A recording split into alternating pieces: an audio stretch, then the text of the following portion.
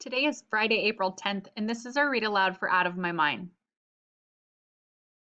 As we remember from yesterday, Melody has just been programming, and Mrs. V has been programming her new meta talker, and Melody nicknamed her meta talker Elvira.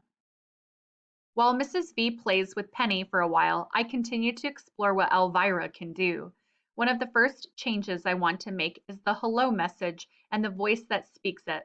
The computer-produced greeting sounds really fake, but the machine offers several female voices to choose from, as well as a bunch of different languages. I picked the voice called Trish. She actually sounds like a girl, not a grown-up. I wouldn't mind sounding like her if I could talk. Bienvenue, Trish says in French. I know that means welcome. I push the button for German and she says, Willkommen. I even find something that sounds like Fun Ying, which I touch the button for Chinese. I stop for a minute and stare at the board.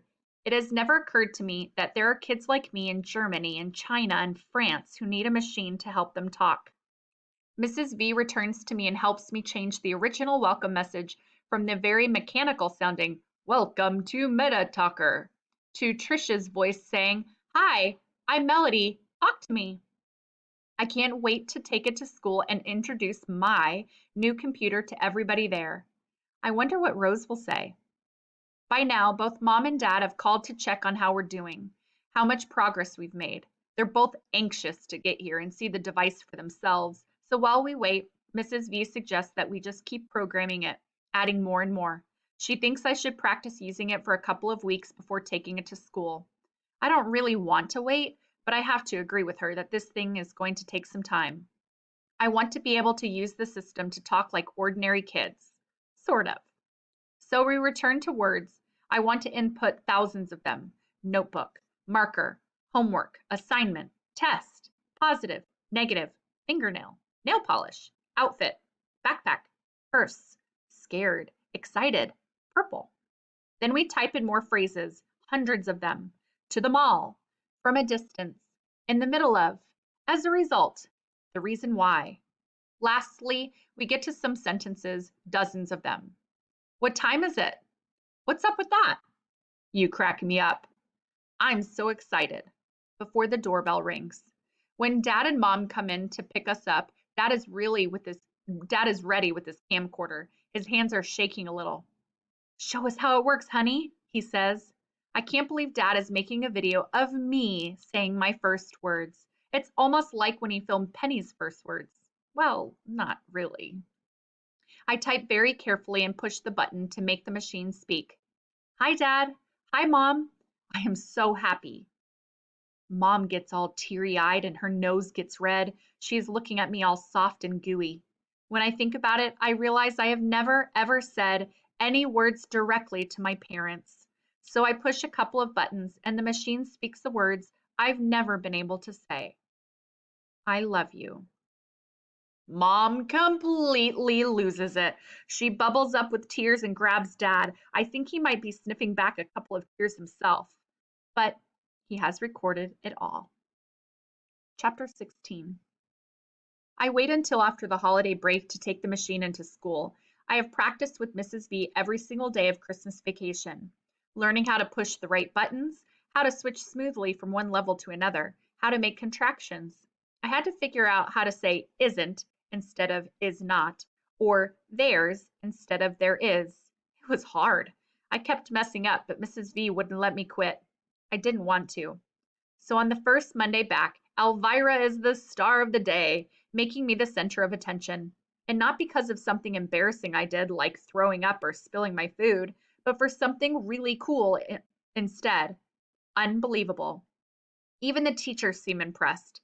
Watch out, world, Mrs. Shannon announces when she sees me in the hallway. Melody is ready to rock, y'all. I grin, push a button, and a song from the latest teen musical begins to play. Girl, you really got it going on. Music and everything. Mrs. Shannon starts sashaying down the hall in rhythm to my music, and I crack up. In room H5, Maria is glued to me all morning. Cool beans, Melly Belly, she keeps repeating. Cool beans, can I play? She wants to touch the glowing lights and shiny buttons, but Mrs. Shannon steps in and distracts her with a new computer game she's loaded on the classroom machine. When Catherine comes in just before the bell for language arts class, I'm ready for her. She's wearing a green plaid shirt, a blue skirt, and orange knee socks. I planned the first thing I wanted to say to her, so Mrs. V and I had programmed it in ahead of time. I push a button and smile. Let's go shopping. Catherine gasps, then laughs so hard she almost can't catch her breath. Then she runs over to me and hugs me. I'm so happy for you, Melody. You really needed this, and yes, we're gonna have to find a day so you can teach me some fashion sense. We need hurry, I type in. I am in a great mood. You're a cold-hearted woman, Catherine declares, still laughing. But for now, let's get you to your inclusion classes and show off this cool new machine. I shiver with excitement. When I roll into Miss Gordon's room, as usual, nobody looks up except for Rose, who flashes me a smile. But then I turn the volume up real loud and push a button. Hi, everybody. I have a new computer. Heads turn and voices whisper. They make computers for the special eddies? It talks? Mine doesn't do that. You don't need yours to talk. It sounds weird. So do you. What could she possibly have to say anyway? But Connor jumps up, his shaggy blonde hair flopping into his eyes, and says loudly, That's awesome, Melody. And because he's one of the popular kids and probably the biggest and tallest kid in fifth grade, I think because he gives his okay, the rest of the students decide to leave it alone. Well, most of them.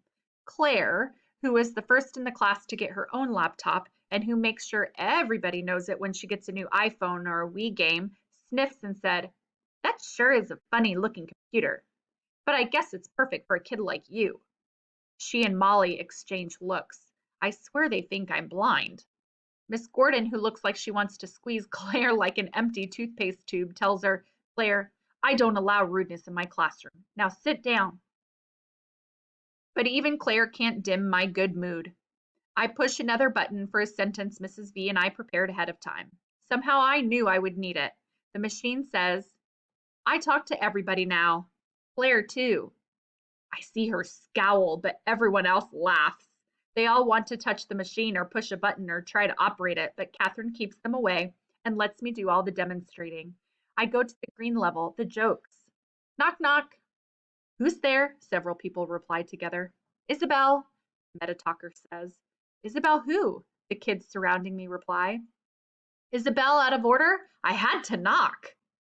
Everybody laughs at the silly joke with me. Even though my arms and legs flail out and I drool a little as I laugh, it is the first time in my entire life that I feel like I'm a part of a group. I wish I could click a save button so I could play this moment over and over and over again. I type in, today is Monday, it is cold, then push a blue button on the machine. It whirs a little, then, like a tongue sticking out, a thin sheet of paper erupts from the side of it. Printed on it are the words I just typed. Whoa, says Rodney, the champion video game player in class. It's got a printer? That's too slick. Miss Gordon nods with encouragement as Catherine passes the printout around so everyone can read my words. Then Catherine tells the class, Melody's Metatalker is a combination computer, music player, and speech device.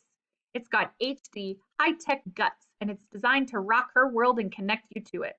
Take the time to listen to what she has to say. Claire raises her hand. Yes, Claire, Miss Gordon says, a look of warning in her eyes. I'm not trying to be mean, honest, but it just never occurred to me that Melody had thoughts in her head. A couple of other kids nod slightly. Miss Gordon doesn't raise her voice. Instead, she responds thoughtfully. You've always been able to say whatever came to your mind, Claire.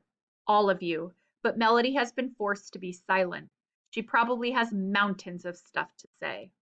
Yes, yes, yes, I make the machine say. I give Miss Gordon a smile of thanks. Then I show Rodney and Connor a video game that came with my Metatalker.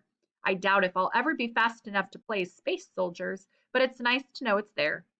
Rodney could probably master it in a hot minute. Miss Gordon checks out the various levels and looks impressed. What a huge vocabulary you now have, Melody, she says to me. I know you feel like a ton of bricks have been lifted from you. I nod. Way cold, the machine says loudly. Oops, I meant to say way cool. I feel my face getting warm as I hear Claire and Molly snicker. But Rose pulls her desk close to my chair. This is so awesome, Melody, she says softly, and I let her touch the shimmery keys. Oh, yes, I reply. Then I look at her. Friends? I type. Friends? She answers without hesitation. Yes. Happy, I type, then I tense. I hope I won't do anything dumb, like knock something over with excitement. Rose is looking intently at me. I can't imagine what it must be like to have all my words stuck inside, she finally says. It's terrible, I type in. Rose chuckles. I feel you.